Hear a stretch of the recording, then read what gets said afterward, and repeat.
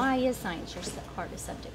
Many teachers know that getting kids interested in science isn't always easy. You have some that maybe they're not all that impressed with science, or there are some things that they would rather not do. But educators are hoping this partnership will change students' opinions. Through this $140,000 grant from the Federal Institute of Museum and Library Services, students will now have access to equipment they've never used before. I can explain to my kids what a micropipette is. We can look at it in a book, but if we never touch it, we never feel it, we never use it, it's not the same. So a lot of the things that they have are more advanced than what we have here in our science lab. So just getting the opportunity to use those things and know how to use them would be a great advantage to them when they get to high school or even beyond high school. McWane will also provide the school with new classroom programs that include science labs and a resource center. In addition, McWane will hold teacher trainings, and representatives say they will be in constant contact with the school. This partnership is so exciting because as educators, as science educators specifically, and working in a museum setting, in an informal learning setting, we often get just sort of these little snapshots of being able to work with the children.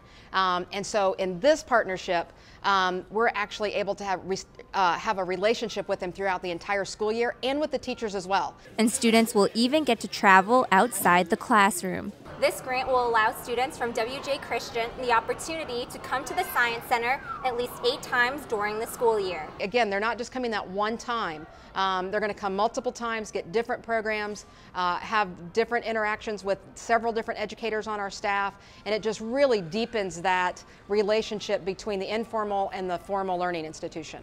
Without this partnership, WJ Christian Principal Michael Davis says those field trips wouldn't have been possible. It couldn't have come at a better time because as a non-title school, Christian has not received any funding for the last 3 years from the state or the district level.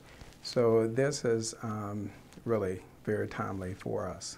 If this partnership is successful, President and CEO of the center, Tim Ritchie, hopes it will serve as a model for other science centers around the country. And at the end of the day, we want to go from being nice to necessary.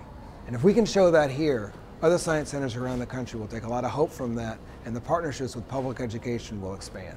For the Southern Education Desk, I'm Erica Lembo.